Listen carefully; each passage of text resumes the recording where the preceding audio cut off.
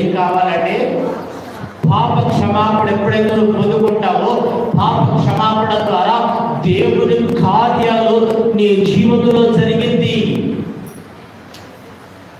వచ్చిన వాళ్ళందరూ దేవుడు మహిమపరిచాడు, ఎందరో దేవుడు మహిమపరుస్తూ వెళ్ళాడు. కారణం ఏంటంటే వాళ్ళు పాపాలను విమర్శించాడు, ఎందరో పశ్చాత్తాపడి పాప క్షమాపణ పొందాడు. శంకరి పరిచయ ప్రాంతంలో పరిచయుడు ప్రార్థన ప్రారంభించడం ముగింపు లేదు, శుంకర ప్రార్థన ప్రారంభం లేదు. గమనించారంటే అక్కడ పరిచయుడు ప్రార్థన ప్రారంభం ఉన్నది, శుంకర ప్రార్థనగా ప్రారంభం లేదు. పరిచయుడు ప్రార్థన ముగింపు తెలియదు, శుంకర ప్రార్థన ముగించబడింది. ఏమని ప్రార్థన చేశాడంటే కనులితుల ధైర్యం చాలక దేవా పాపిని నన్ను కరుణించు అన్నాడు. ఏమన్నాడు? పాపిని నన్ను. ఆ కింద ఏమన్నది? నేను కరుణించానని దేవుడు చెప్పాడా? నీతిమంతులుగా తీర్చబడ్డామని చెప్పాడా? ఇతను ఏమని అడిగాడు? పాపినయ్యా నా పాపాలు కరుణించమన్నాడు. కానీ కరుణించుకుంటమే కాదు, నీతిమంతుడుగా తీర్చబడ్డాడు. దేవునికి మహిమ కలుగునుగాక. నీతిమంతుల తలల మీదకి ఆశీర్వాదాలు వస్తాయి. ఈరోజు నీ ఆత్మీయ జీవితంలో దేవా పాపిని నన్ను కరుణించంటే ఆయన కరుణించడమే కాదు, నీతిమంతుడుగా తీరుస్తాడు. మీ పిల్లలు ఉన్నారంటే స్కూల్కి వెళ్ళాలా, ఏడో ఆటలాడుతున్నాడు, ఎవరో వచ్చి చెప్పారు.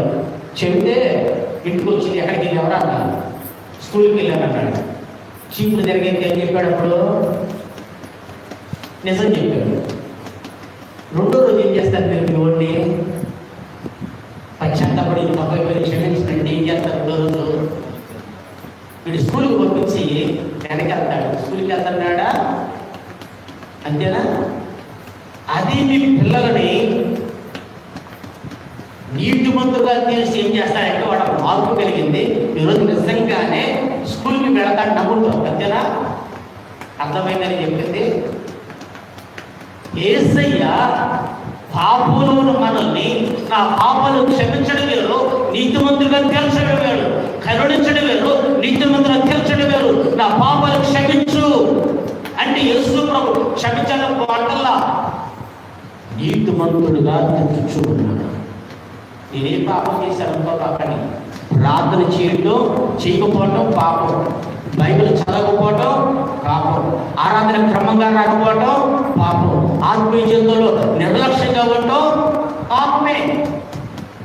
దేవా పాపిని నన్ను క్షమించు అని అడిగితే ఇది నీతిమంతులుగా, అతనికంటే ఇతనే నీతిమంతులుగా తీర్చబడి తన ఇంటికి వెళ్ళాడు. ఎవరింటికి వెళ్ళాడు?